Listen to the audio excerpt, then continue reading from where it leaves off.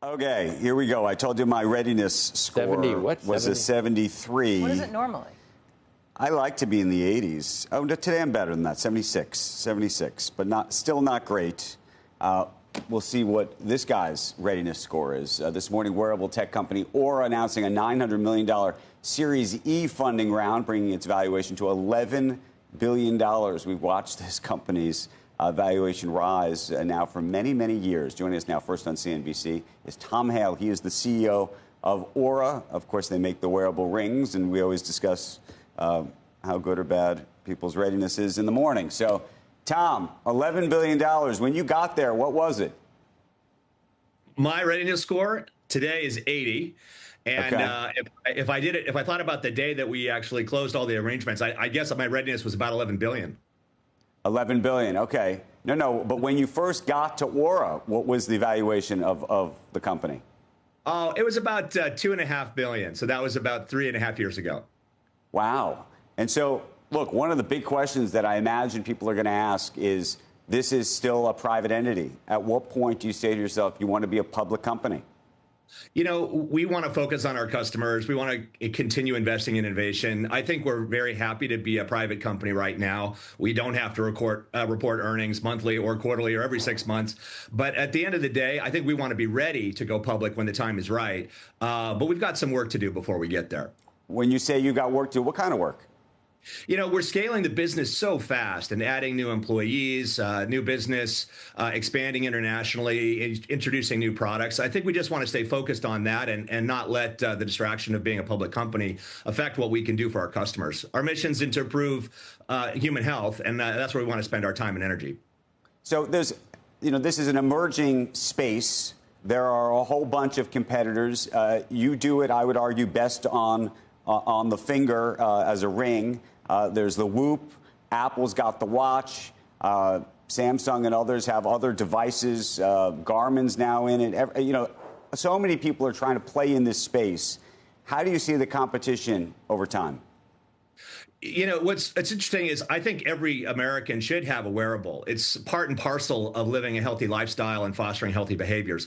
Honestly, we know that the ring is the most accurate and the measuring from the finger is the best place to measure for long-term health management, health measurement. But anyway, if you can understand that everyone should have a wearable, I think we're supportive of that. Now, that being said, with this money that we've raised, I think we're going to head towards investing more and more in AI features and more in healthcare and more in international expansion. We think we can cover the world and put a ring on any of your fingers. We've only sold 5.5 million in the last 10 years of the company's life. We think we'll sell another 5 in the next year. This category is exploding, and mostly what's interesting is that we're growing roughly twice as fast as we have been in the past, and we're gonna continue to gain share from other wearables. And I think that's just a function of the ring being comfortable, being attractive. This is our new ceramic model. People like to have expression with their wearable, and also that we're going to see expansion as the healthcare market and the healthcare industry adjust to the reality of everybody having a wearable. In terms of the economics of the business, what kind of margin do you get off of the device itself versus what really is become a services business because you charge a monthly fee for most users of the ring? Tom probably doesn't like me as a customer because some of the if you were an original owner of the ring, grandfathered in? They didn't charge back in the day, and you got grandfathered in.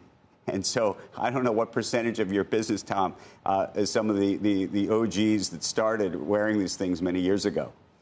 Andrew, we celebrate you as a customer, and we are so happy that you get to pursue your health pursuits without having to pay a subscription. That being said, we are a subscription business with a significant portion of our revenues. Our margins, as a result, are better than best in class for hardware companies by a country mile.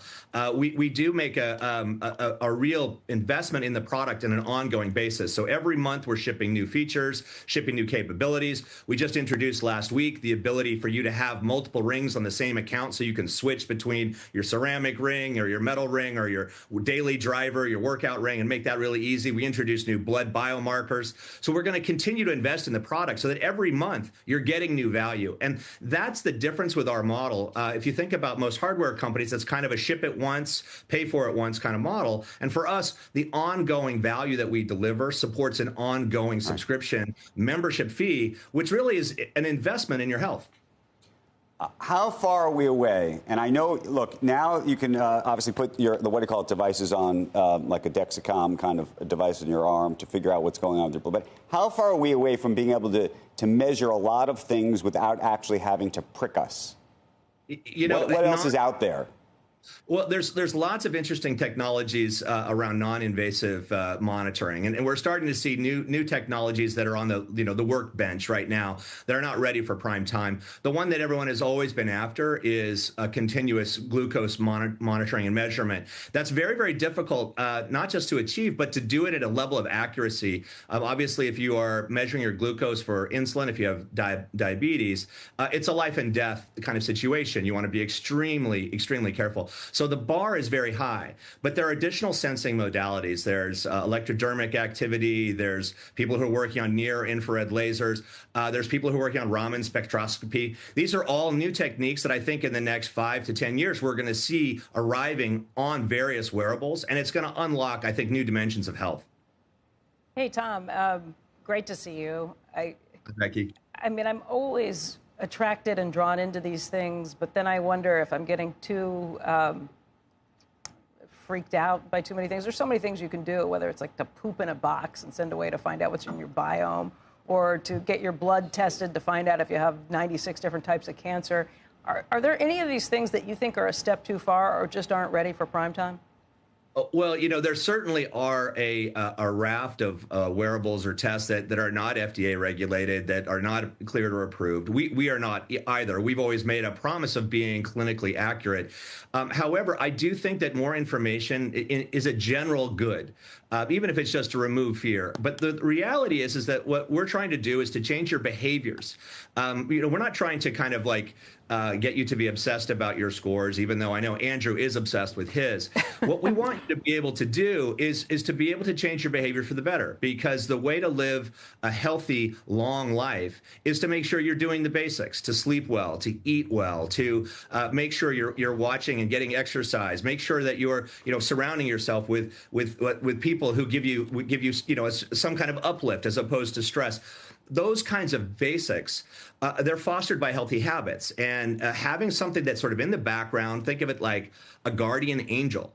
We're not there to kind of like constantly interrupt you with all sorts of information. We're there to sort of help you feel better. I'll give you an example. Just a couple of days ago, I'm traveling a lot. I got a notification saying that I was getting sick, and I took about a day off to rest. I just, you know, drank a lot of tea, a lot of water. I recovered really nicely, and I didn't end up getting sick. And I think that kind of like insight about your body, that these kinds of devices can give you a perspective view of your health, and you can modify your behaviors as a result and have an outcome. I think that's really powerful. So, Tom, just to follow on your story, I don't know if you remember, we were all sick. You weren't sick, but Joe and I were sick. Yeah, I was sick before, but I didn't have 2 days before I was sick, Tom, the ring actually said you have major signs. You didn't modify your schedule. And That's why you got sick. And I didn't, Tom. I thought, I woke up and I thought, oh, I feel fine.